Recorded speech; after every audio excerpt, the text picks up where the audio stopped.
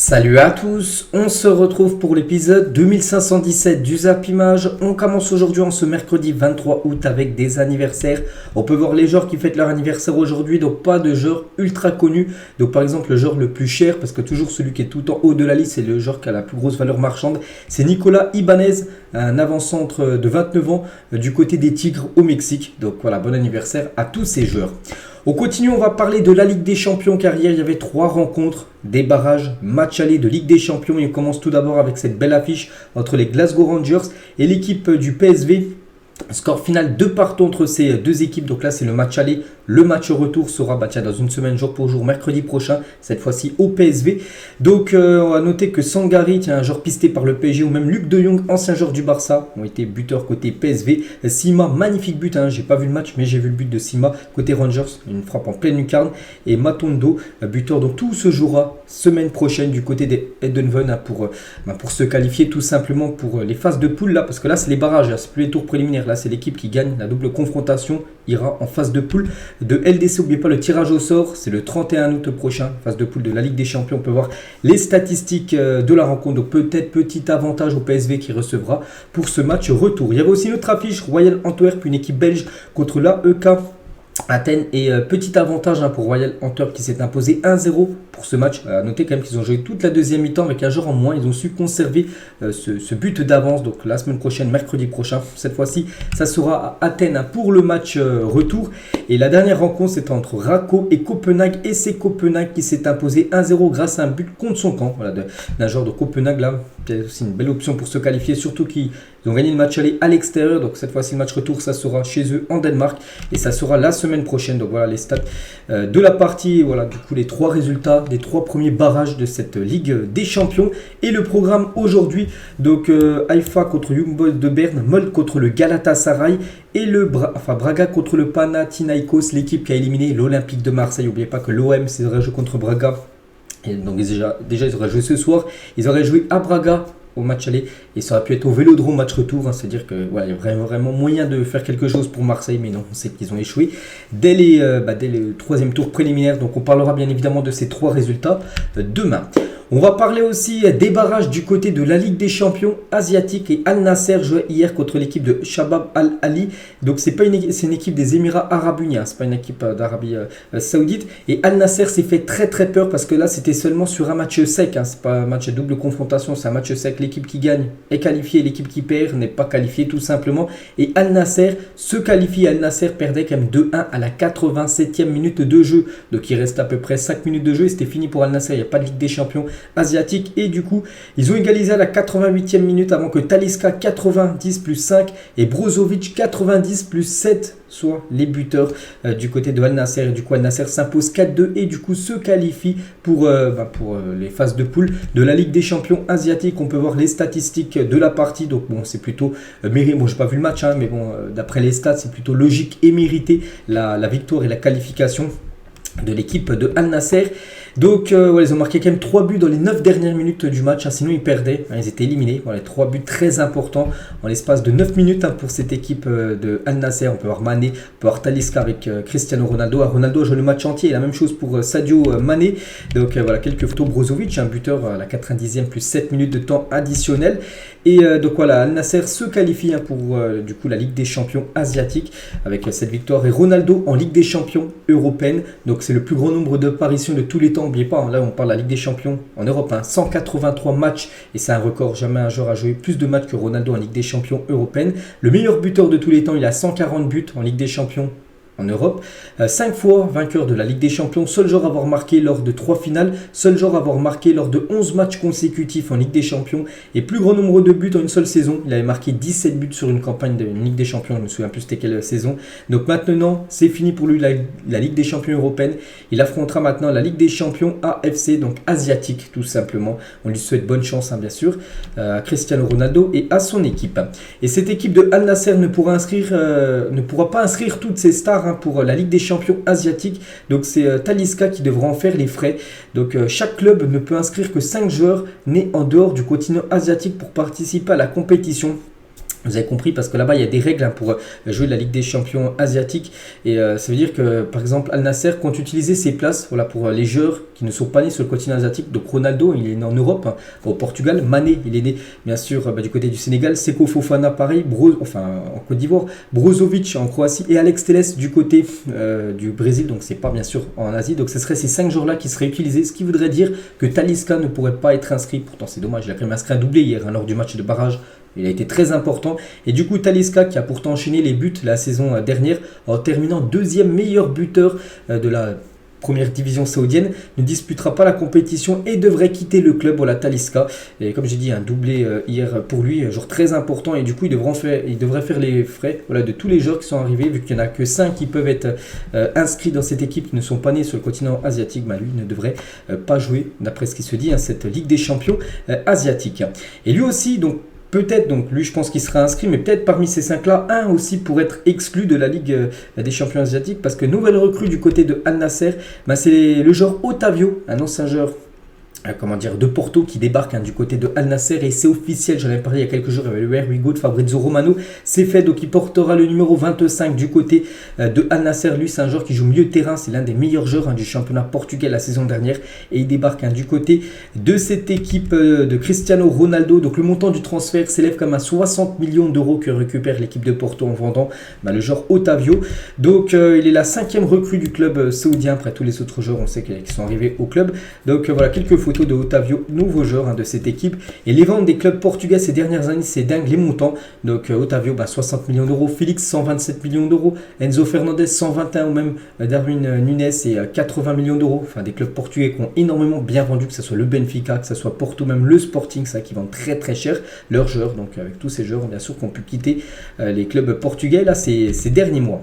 Et du coup Otavio, hein, j'ai dit, donc à 28 ans il signe du côté d'Al Nasser. Du coup voilà tous les joueurs, et c'est quand on pense à cette liste de 5 joueurs qui sont nés en dehors, en dehors du continent asiatique, qui peuvent être inscrits. Donc lui il est né au Portugal, donc soit il sera inscrit ou soit un autre joueur, ça peut être Alex Telles, ça peut être Brozovic ou même Fofana qui pourrait être exclu de la liste. Donc voilà, hein, bien sûr c'est bien de recruter, mais voilà il y a des quotas, et il y a des joueurs tout simplement qui pourront jouer seulement le championnat, qui ne pourront pas jouer la Champions League asiatique bien évidemment. On continue les gars avec les infos mercato. L'avenir de Marco Verratti est toujours aussi incertain. Ces derniers jours le joueur avait un accord avec l'équipe de Al Ahly, une équipe d'Arabie Saoudite, mais des changements de dernière minute du côté du club parisien ont refroidi la piste, hein. Donc voilà, on ne sait pas trop. Il y a l'équipe de Al Ahly, il y avait l'équipe de Al Hilal, hein, il y a quelques semaines qu'on entendait, hein, concernant Verratti. Donc Verratti se concentre sur d'autres pistes, hein. Mais une chose qui est pratiquement sûr, c'est qu'il devrait quitter le PSG. Regardez, il avait été exclu du groupe, hein, lors du dernier match. Donc là la même chose contre Lens, vu qu'on sera encore en période de mercato. Match contre Lens, hein, c'est samedi soir. Il devrait aussi être pas de la partie et de ne pas jouer, pour pas qu'il joue et bien sûr qu'il se blesse. Voilà, concernant Verratti pour l'instant c'est un gros point d'interrogation, son futur. L'Olympique de Marseille, la Lazio continue de discuter du transfert de Matteo Guendouzi. Marseille demande 22 millions d'euros, tandis que la Lazio en propose 15 millions d'euros hors bonus. Alors que Marseille en demande beaucoup, la Lazio en demande pas assez pour Marseille. Donc si ça se fait, ce serait peut-être aux alentours des 20 millions d'euros, hein, Guendouzi du côté de la Lazio. Et Guendouzi serait-il bien vendu selon vous à 20 millions d'euros? En gros, est-ce que c'est sa valeur juste 20 millions d'euros? Soit oui, soit non. C'est un sondage, hein, sur BFootball. Donc la plupart, donc 53%, mais oui, j'ai mis oui également. Je pense que c'est sa valeur actuelle à Matteo Guendouzi. Pari d'avenir pour l'AC Milan. Marco Pellegrino signe jusqu'en 2028 en provenance d'Argentine, défenseur central de 21 ans.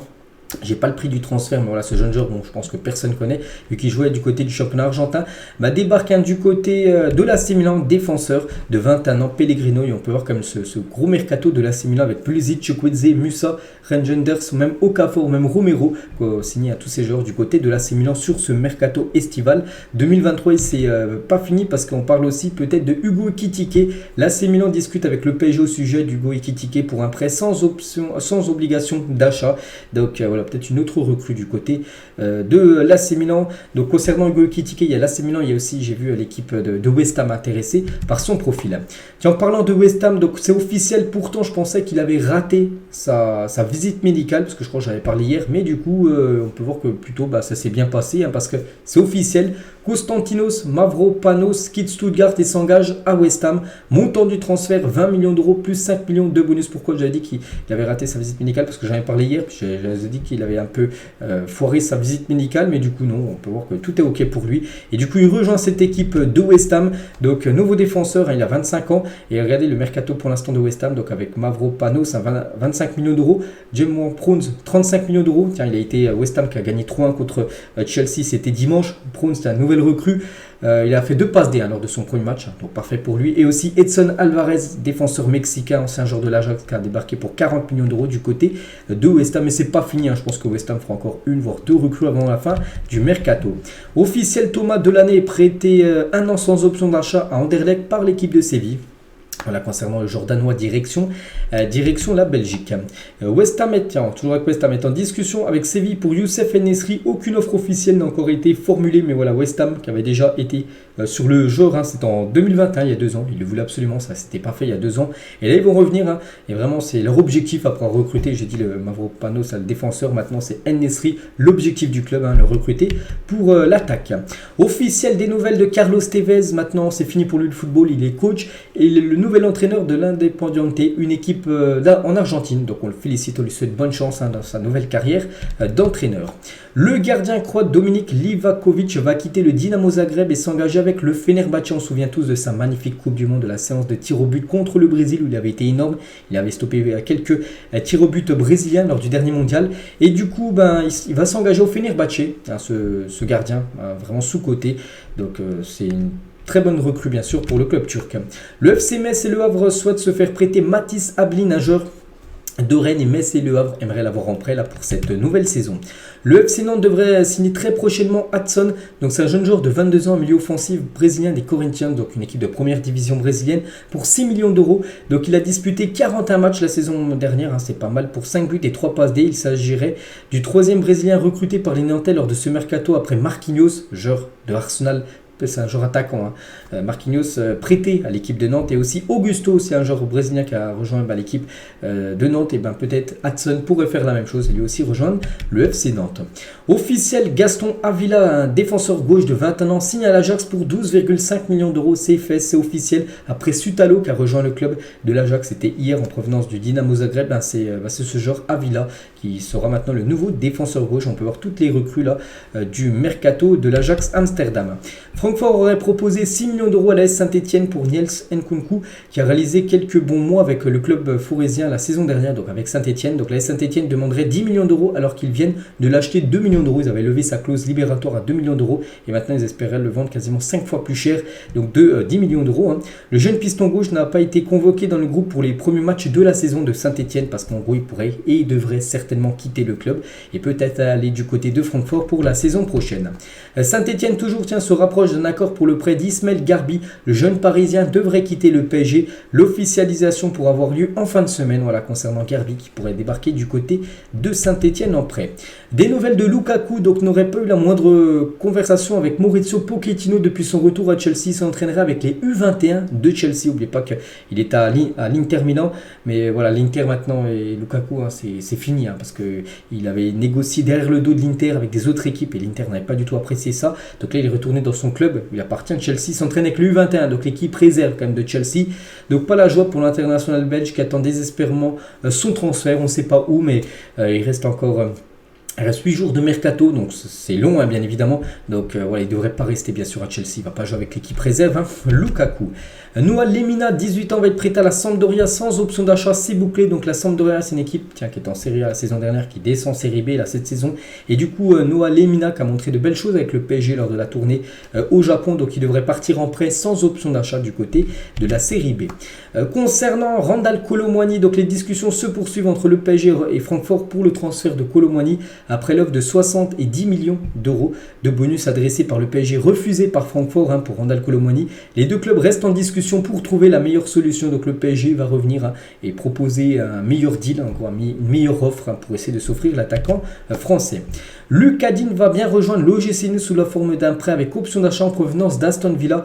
Visite médicale prévue cette semaine pour la signature de Digne du côté de l'OGC Nice. Et ça va se faire là, c'est imminent. Un journaliste a posé une question à Declan Rice par rapport à son montant de transfert, 122 millions d'euros. C'était le joueur le plus cher de l'histoire du football. Il a été dépassé quelques jours après par Caicedo. Donc le journaliste il a dit: je n'arrive pas à croire que Caicedo ait déjà battu votre prix de transfert. Declan, il a dit, Declan Rice, j'ai accroché le record sur le mur pendant 2 semaines, mais il n'était déjà plus valable, vu que Caicedo avait déjà battu son record de 122 millions d'euros, vu que Caicedo a été transféré pour 133 millions d'euros de Brighton du côté de Chelsea. Manchester City a programmé à mercredi, aujourd'hui, la première partie de la visite médicale de Jérémy Doku, montant du transfert 60 millions d'euros. Ça va se faire si bien sûr la visite médicale est réussie, mais bon, voilà, normalement ça va se faire. Donc il y a Gilbert Hugo, Fabrizio Romano, tout ça. Donc aujourd'hui, première partie de visite médicale, si tout est ok, peut-être aujourd'hui, peut-être demain, peut-être après-demain, j'en sais rien, mais voilà, c'est imminent. Et en cas de vente de Doku à City pour 60 millions d'euros, Anderlecht, son club formateur, devrait toucher 8 millions d'euros. C'est quand même une sacrée somme. Le club belge aurait inséré une clause de 20% à la revente lors du transfert de l'ailier au Stade Rennais. Très malin, il n'y a pas à dire, parce que Anderlecht savait quand il avait vendu à Rennes qu'il avait vendu pour 26 millions d'euros. Mais ils avaient mis cette clause de 20% sur un futur transfert et il savait que certainement il n'allait pas rester toute sa carrière à Rennes et qu'il allait être certainement transféré dans le futur, peut-être dans un très grand club. La preuve avec Manchester City qui propose beaucoup d'argent et du coup ils vont recevoir comme 8 millions d'euros. Cette équipe de Anderlecht, c'est parfait pour eux. Un transfert de Manu Koné à Liverpool cet été n'est pas exclure. Voilà, donc pour Manu Koné du côté de Gladbach, pas sûr qu'il soit encore un joueur de Gladbach, on va dire dans 10 jours, parce qu'il pourrait peut-être débarquer du côté de Liverpool. Liverpool cherche encore à recruter au milieu de terrain.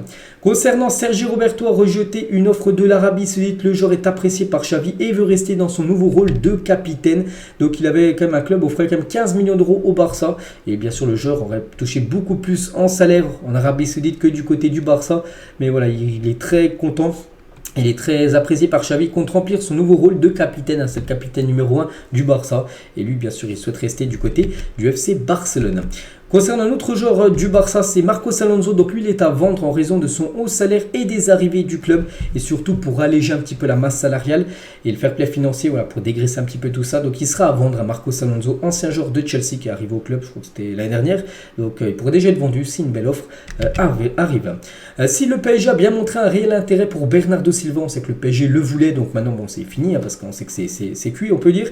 Le Portugais ne voulait rien d'autre que le Barça en cas de départ d'après Mundo Deportivo. C'est vrai qu'on a souvent entendu la rumeur Silva du côté du PSG, mais vraiment si Silva, d'après Mundo Deportivo, un journal espagnol, si Silva venait à quitter City, c'était seulement pour le Barça et non le PSG. Et concernant Silva actuellement, donc il n'ira ni au PSG ni au Barça parce qu'il est très très proche de rester, surtout prolonger son contrat à Manchester City. Il devrait prolonger jusqu'en 2026 son contrat. Actuellement il est en fin de contrat, je crois en 2025, et du coup il prolonge d'une année, il a quand même 29 ans. Bernardo Silva. Al-Ittihad est proche de trouver un accord avec Mohamed Salah, joueur égyptien de l'équipe de Liverpool. Donc c'est ActuFoot Afrique, les gars, Twitter, très bien renseigné, donc il donne beaucoup d'infos sur les joueurs africains. Ils disent tout simplement que Al-Ittihad, l'équipe où joue par exemple Kanté, Benzema, Fabinho, un ex-coéquipier bien sûr de Salah. Donc ce club-là serait très proche de trouver un accord avec Salah. Ce serait une grosse perte quand même pour Liverpool de perdre son attaquant, enfin même s'il ne joue pas numéro 9, l'un des joueurs les plus précieux on va dire en attaque depuis plus de 5 ans. Avec une option d'achat obligatoire de 25 millions d'euros plus 5 millions de bonus selon Fabrizio Romano, Ernest Nuamar, 19 ans, pourrait devenir la recrue la plus chère de l'histoire de l'Olympique lyonnais. Jeffrey Nadelid, arrivé pour 25 millions d'euros en 2019, détient toujours ce statut actuellement et en gros, il pourrait être battu par ce joueur Nuamar qui était hier à Lyon pour passer sa visite médicale. Donc si tout est ok, peut-être aujourd'hui ça sera officiel et il deviendrait tout simplement le joueur le plus cher de l'histoire de Lyon en termes d'achat. Donc voilà, c'est imminent. Son arrivée, ça va faire un bien fou du côté de Lyon parce que c'est un très gros talent et on sait que Lyon en a besoin actuellement, surtout au vu du début de saison catastrophique de l'équipe de l'OL. Brighton a fait une nouvelle offre au LOSC pour Carlos Baleba de 25 millions d'euros. Toujours pas d'accord complet avec Lille, mais les pourparlers sont en cours. Albert Sambi et Lokonga est une alternative que Brighton envisage s'il ne peut pas conclure l'accord au sujet du jeune Camerounais. Donc Brighton, objectif pour l'instant, c'est le milieu lillois Baleba pour remplacer bien sûr Caicedo qui a quitté le club. Et si c'est pas possible, Baleba, ça sera Lokonga qui est, on va dire, le plan B du côté de Brighton pour remplacer Caicedo. Pochettino du côté de Chelsea, donc il n'est pas satisfait satisfait pourtant Chelsea, les gars, beaucoup recruté, mais il veut encore des renforts, Pochettino. Ce n'est pas facile en ce moment de trouver le bon profil. Nous sommes en train de travailler pour voir si nous pouvons ajouter des joueurs dans les secteurs offensifs. Encore des nouvelles recrues. C'est difficile, mais mes dirigeants travaillent très dur pour ajouter des recrues. Bon, quand il dit c'est difficile, je vois pas du tout pourquoi il dit ça. Bon, il dit ça peut-être comme ça, conférence de presse, mais c'est pas du tout difficile. Hein. Tellement ils ont d'argent, Chelsea, ils envoient des plus de 100 millions à chaque fois. Donc voilà, bien sûr, les deals se font à chaque fois. Donc voilà, ils vont encore recruter Chelsea alors qu'ils ont quand même un effectif énorme. Hein. Voilà, il devrait avoir encore des recrues là d'ici une dizaine de jours du côté des Blues. Newcastle aimerait tenter le gros coup. Antonio Silva cet été. Benfica réclame 100 millions d'euros pour son défenseur portugais. Il a seulement, je crois qu'il est tout jeune, il a 22 ans, Antonio Silva, et Newcastle aimerait se l'offrir. Donc ça aussi, affaire à suivre, parce qu'on sait que Newcastle a beaucoup de sous et Benfica adore vendre des joueurs très très chers. Donc voilà, on verra si le deal peut se faire, bien évidemment. Lyon a formulé une offre au Betis Séville pour Guido Rodriguez pour le poste de milieu défensif. Le joueur argentin est une priorité du côté de Lyon. Là, on a parlé de Noama du côté de Lyon, et peut-être Lyon va encore passer la seconde avec ce joueur argentin qui pourrait peut-être débarquer du côté de l'OL. Bologne a approché Nottingham Forest pour Remo Freuler, qui est un joueur suisse. En discussion en cours entre les deux clubs, voilà, concernant ce joueur qui pourrait peut-être débarquer du côté de l'Italie. Bradley Barcola veut quitter Lyon et pense fortement au Paris Saint-Germain. Les dirigeants lyonnais ont anticipé un éventuel départ de l'espoir français et ont activé la piste d'un ailier dont l'identité n'a pas été révélée. C'est que Barcola, lui, veut quitter l'équipe de Lyon. Il pense vraiment fort au PSG. Regardez ça, un article du journal Le Parisien. Le journal Équipe, plutôt, désolé. Donc, n'oubliez pas que le mercato est ouvert jusqu'au 31, donc il reste encore 8 jours. Donc, le joueur a seulement 20 ans. Et il espère, bien sûr, que Paris avancera ses pions d'ici au 1er septembre, donc à minuit, pour que le deal se fasse. Donc, voilà, Barcola. Je pense que le PSG, pour moi, recrutera 2 joueurs. Donc, Koulibaly, je pense qu'il y aura bien un accord qui va être trouvé avec Francfort. Et Barcola, je vois ces 2 joueurs-là, pratiquement être les 2 dernières recrues du PSG, peut-être avec aussi une recrue surprise, on verra. Parce que le PSG, souvent lors du dernier jour des mercatos, que ce soit l'année dernière, il y a 2 ans, il y a 3 ans, ils se font toujours un petit joueur dans le dernier jour, vraiment les dernières heures du mercato, il faut toujours un joueur surprise. Donc voilà, peut-être aussi un joueur surprise pourrait débarquer du côté du club. Et la une aujourd'hui du journal L'équipe, ça met ajuster le tir. On peut voir les 3 grands clubs français, donc Lyon, Paris et Marseille. Voilà les transferts qui pourraient se faire avec Paris. Là, on peut voir les gros écussons devant Koulibaly, Barcola. On peut voir Verratti, lui, qui pourrait quitter le club. La même chose pour Guendouzi. Donc voilà, bien sûr, là c'est la dernière ligne droite pour les clubs français pour recruter. Bien sûr, vu qu'après c'est fini la prochaine trêve transfert, on va dire. Ça commence le 1er janvier 2024. On revient 3 ans jour pour jour en arrière. C'était le 23 août 2020.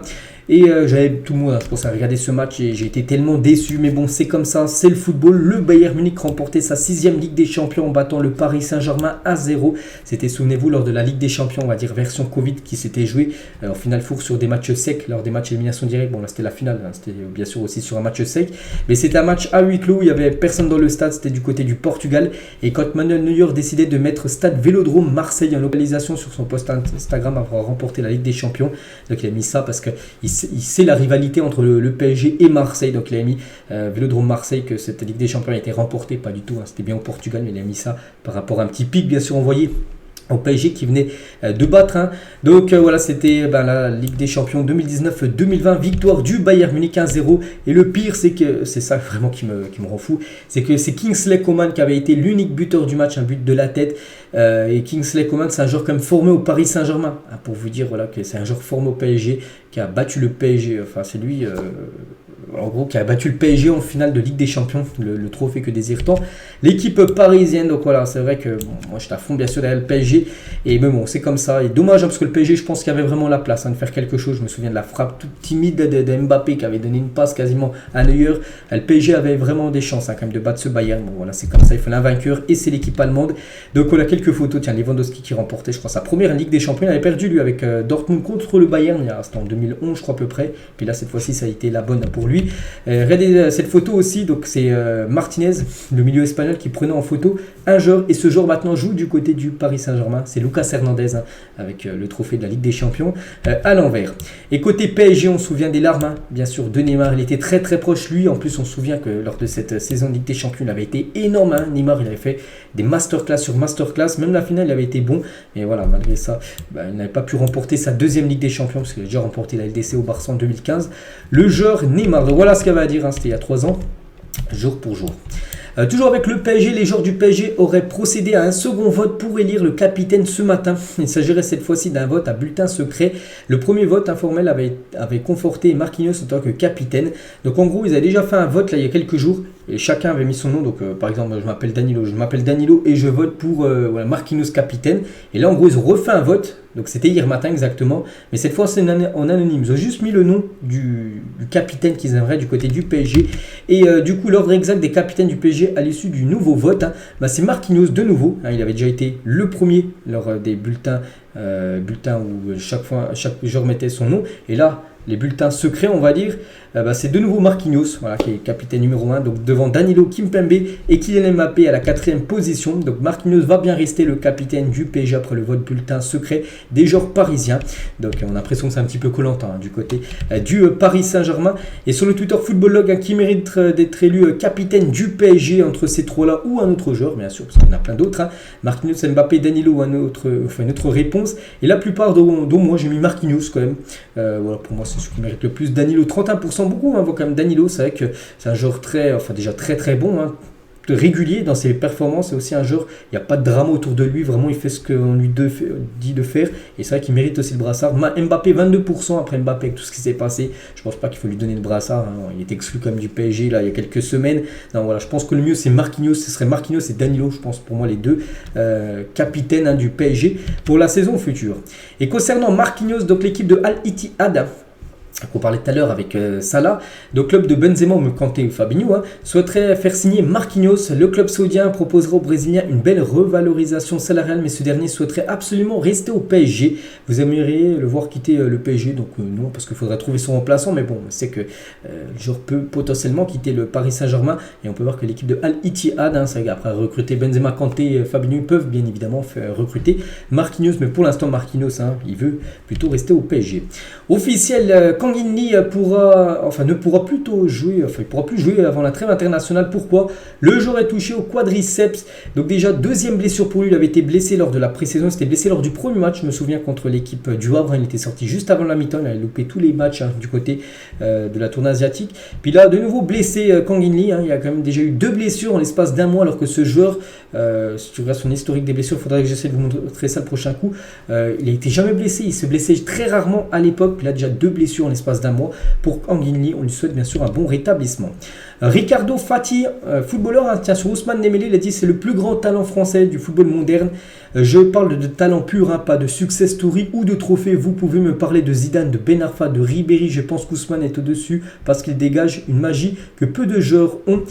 Il me déclenche les mêmes émotions que j'avais quand je voyais jouer R9 ou Ronaldinho. C'est le genre de joueur où tu ne sais pas vraiment ce qu'ils vont faire avec le ballon. C'est quelque chose de magique pour moi. C'est ça la définition du talent, parce que pour lui c'est le plus gros talent français, il parle là. Je ne parle pas du genre le plus fort ou le plus complet, mais du plus gros talent. On a tendance à mettre son talent au second plan car ce n'est pas le joueur qui marque ou qui fait des passes décisives comme il devrait le faire. Donc voilà pour Ricardo Fati, les gars, vraiment c'est une pépite, Ousmane Dembélé. Puis on le sait tous, bien sûr. Tous ceux qui connaissent un peu le foot savent que c'est un immense talent, un immense joueur, Ousmane Dembélé.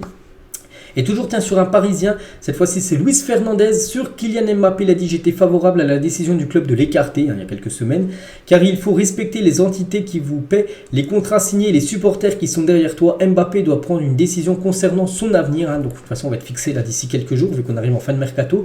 Je pense qu'il va continuer au PSG, mais il est difficile de prédire ce qui peut arriver. Il a toujours dit qu'il voulait aller au Real Madrid. Il lui sera difficile de le faire en tant que joueur libre, car le PSG a son mot à dire dans cette situation. Ils l'ont payé 180 millions d'euros. Ils lui ont fait un super contrat et ils ne veulent pas perdre le contact avec le joueur. Je pense qu'ils trouveront un accord pour que le PSG ne reparte pas bredouille à son départ.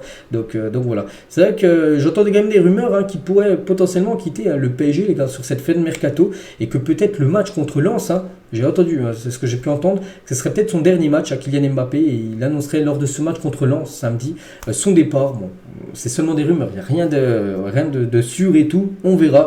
C'est vrai que pour l'instant, moi je ne sais pas du tout ce qu'il va faire Kylian Mbappé, on verra parce qu'il reste encore 8 jours exactement de mercato. Et du beau monde sur cette photo, donc alors vous aimeriez passer la soirée avec eux, c'est vrai que c'est une photo, on va dire French Connection avec peut-être Hakimi en plus, c'est un genre marocain, c'est on peut avoir Mbappé, Kimpembe, Dembélé, Kurzawa, Mukele et bien évidemment Achraf Hakimi. Donc voilà, ça a été posté sur le Instagram de Preston Kimpembe, toujours en rétablissement. Kimpembe devrait être de retour quasiment au mois de novembre. N'oubliez pas qu'il a une grave blessure, rupture du tendon d'Achille. J'ai eu cette blessure en plus moi l'année dernière. Voilà, j'ai galéré, donc je lui envoie beaucoup de force. Toujours avec les blessures, parce qu'on est en début de saison, il y a déjà pas mal de blessures. Lui aussi, un genre un peu ce que je crois que c'est le genre que j'apprécie le plus du côté de l'Angleterre, c'est Mason Mount. Et il manquera le match de Manchester contre Nottingham Forest samedi, après s'être blessé contre Tottenham et devrait être absent jusqu'à la trêve internationale en septembre. Donc blessure pour Mason Mount. On lui souhaite un bon rétablissement, et c'est vrai que c'est vrai qu'il y a pas mal de blessés quand même. Le nombre de joueurs blessés sur ce début de saison dans les 5 grands championnats est assez dingue, notamment plusieurs gravement comme Courtois, Militao, Timber, même Mbolo, les 4. Rupture des ligaments croisés, c'est quasiment 8 mois avant de revenir à la compétition. Je vous parle 6 mois, c'est le temps de reprendre la course, mais après il leur faut au moins 2 mois pour reprendre la compète, au moins 8 mois. Donc voilà, pour ces 4 là, on devrait le revoir normalement au mois d'avril, si tout se passe bien. Nkunku c'est le genou, Güler c'est le genou, Chukwuemeka c'est le genou, De Bruyne c'est l'ischio-jambier, Reece James c'est l'ischio-jambier. Après il y en a plein d'autres, mais voilà, des joueurs ultra connus qui sont blessés actuellement, et avec Mason Mount qu'on peut ajouter bien sûr à cette liste. Et concernant Chukwuemeka, qui a été buteur je crois lors du dernier match contre West Ham, donc il est blessé, il est sorti sur blessure contre West Ham, et il sera absent 6 semaines et se fera opérer du genou. On lui souhaite bien sûr un bon rétablissement. Et c'est vrai que du côté de Chelsea il y a beaucoup de blessés, donc voilà, tous les joueurs Chukwuemeka, c'est Reece James, Nkunku, Wesley Fofana, ligament croisé lui aussi, Badiashile, ischio-jambier, Chalobah c'est musculaire, donc beaucoup de blessures, avec peut-être la pré-saison qui arrivait, il a fait peut-être très chaud tout ça, et voilà, peut-être les corps commencent à lâcher, il y a des corps qui commencent à lâcher avec tous ces joueurs blessés. Et même du côté de Marseille, les gars, un joueur qui est sorti sur blessure contre Metz, c'est Kondogbia, et il souffre d'une entorse du genou gauche. Il devrait être absent au maximum 6 semaines, donc quasiment 1 mois et demi d'indisponibilité pour Kondogbia. Gros coup dur bien sûr pour l'équipe de Marseille. On va parler d'un joueur également blessé aux ischio-jambiers lui aussi. Il s'est fait opérer il y a quelques jours, il est absent encore 4 mois, c'est Kevin De Bruyne. Et pour marquer leur triplé saison dernière, Kevin De Bruyne, vu qu'il a un petit peu du temps, vu qu'il ne s'entraîne plus, donc il a acheté et surtout offert des téléphones en platine à tous ses coéquipiers de Manchester City. Donc il a fait une commande groupée de tous ses anciens coéquipiers, tout vous, mais voilà, les jours de la saison dernière, il leur a offert tous un iPhone platine, on peut dire, voilà, par rapport au triplé historique de Manchester City saison dernière. Donc blessé, je dis Kevin De Bruyne, même le coach est blessé. Pep Guardiola a été opéré au dos et sera absent jusqu'à la prochaine trêve internationale, début septembre. C'est Juanma Lillo qui prendra le relais sur le banc de City en son absence. Donc là, le prochain match de City, Pep Guardiola ne sera pas sur le banc, tout ça, il sera remplacé par son adjoint. Voilà, même les coachs actuellement sont blessés. On souhaite un bon rétablissement bien sûr à Pep Guardiola. Et toujours du côté de City, donc il y a 15 ans, jour pour jour, Manchester City signait Vincent Kompany de Hambourg. Il a remporté 12 trophées et est devenu une légende du club. Il a même sa statue devant le stade. Donc difficile de croire qu'il n'a coûté que 6,5 millions de dollars, ce qui fait à peu près 6 millions d'euros. Donc c'est vrai que 6 millions d'euros actuellement c'est un tout petit transfert, surtout que maintenant on sait que les montants ont volé. Donc voilà, il a remporté quand même 12 trophées du côté de City. Vincent Kompany qui est maintenant l'entraîneur de l'équipe de Burnley. Pedri, il a dit le stade qui m'a le plus surpris, c'est le Rams Park du Galatasaray, je pense. J'avais jamais vu un match dans ce stade auparavant. L'ambiance dans laquelle j'ai joué était incroyable. C'était une vraie folie sur le terrain. Après ça, les autres stades sont le Bernabeu et le Camp Nou, et les stades qui les ont le plus surpris. Donc voilà, le stade est bien sûr du côté du Galatasaray, il a mis ça en numéro 1. Avec l'ambiance bien sûr très chaude du côté de ce stade turc. Officiel, la fédération anglaise annule le carton rouge concédé par Alexis McAllister ce week-end face à Bournemouth. Je l'avais dit en plus, je crois que c'était hier, ils avaient fait l'appel, l'équipe de Liverpool, et ça a été un appel en faveur de Liverpool, et du coup il devait louper les 3 prochains matchs Alexis McAllister, et du coup il sera présent pour le prochain match de Liverpool. Il sera bien présent parce que son carton rouge a été annulé. Officiel, François Le Texier sera au sifflet du match entre le PSG et Lens ce samedi soir, un match très important bien sûr entre le premier et le deuxième du dernier championnat. Actuellement les deux équipes font un début de saison très compliqué, une défaite nulle pour Lens et 2 matchs nuls pour le PSG. Aucune équipe a gagné encore avec le PSG et Lens après 2 matchs, c'est quand même fou. Surtout on parle de grosses équipes qui vont jouer la Ligue des Champions. Donc voilà, ce sera cet arbitre, l'arbitre de la rencontre. Les déclarations de Jenny Hermoso publiées par la fédération espagnole appelant à l'apaisement dans l'affaire Rubiales n'étaient en réalité pas de la joueuse. C'est le service de communication de la FREF qui a rédigé le communiqué par rapport, souvenez-vous, ce bisou du président de la Fédération espagnole de football sur la bouche d'une joueuse espagnole. Donc conscient d'avoir été fragilisé à la suite de son geste, Luis Rubiales a demandé à Jenni Hermoso de publier une vidéo le défendant. Donc la joueuse a refusé, tout simplement. Et le président du Bayern Munich, donc Rummenigge, il a dit: je ne pense pas qu'il faille exagérer. Quand tu deviens champion du monde, alors tu es excité. Et ce qu'il a fait, avec tout mon respect, était absolument normal. Pour lui, c'est normal, en gros, de faire un bisou sur la bouche. Bon, je ne suis pas du même avis. Bref, je me souviens que lorsque nous avons remporté la Ligue des Champions, la dernière fois, il y a 3 ans jour pour jour, donc le président du Bayern a dit: j'embrassais des hommes, pas sur la bouche, mais de joie. Donc voilà, pour lui c'était normal, en gros. Bon, moi je trouve pas du tout ça normal. De faire un bisou sur la joue, oui, mais sur la bouche, je pense pas. Bref, et toujours avec le football féminin, donc France Télévisions, co-diffuseur de la Coupe du Monde féminine avec le groupe M6, a jugé les audiences comme étant un gros succès. Donc France-Australie a logiquement été le match le plus suivi sur la chaîne avec 5,7 millions de téléspectateurs en moyenne, soit 70 à peu près, 70% de part d'audience, c'est-à-dire qu'il y avait 7 Français sur 10 qui étaient devant sa télé pour regarder le match. France-Australie, en plus, l'horaire était favorable, c'était déjà le week-end, c'était un samedi matin, donc là c'est le match qui a été le plus suivi, ce France-Australie. On regardait toujours avec le football féminin, le ballon pour la Ligue des Champions féminine a été dévoilé par Adidas. Donc hier, pour ceux qui ont suivi mon after zap image, je vais montrer le ballon qui sera utilisé pour la Ligue des Champions hommes, et le ballon pour les filles, ce sera ce ballon qui sera utilisé. Le 22 août, donc on est maintenant le 23 août, bon ça ne bouge pas parce que tous les joueurs sont toujours sans club, et ils sont tous sans club actuellement. Il reste quelques jours de mercato, même après la fin de mercato, même le 2 septembre, peuvent être transférés de toute façon vu qu'ils sont sans club. Mais voilà, tous ces joueurs peuvent signer où ils veulent parce qu'actuellement ils n'ont pas de contrat. On peut avoir des grands joueurs comme David Herrera, Sergio Ramos, Jess Lingard, Moussa Mariga, même qu'il y a par exemple Eden Hazard ou même Alexis Sanchez.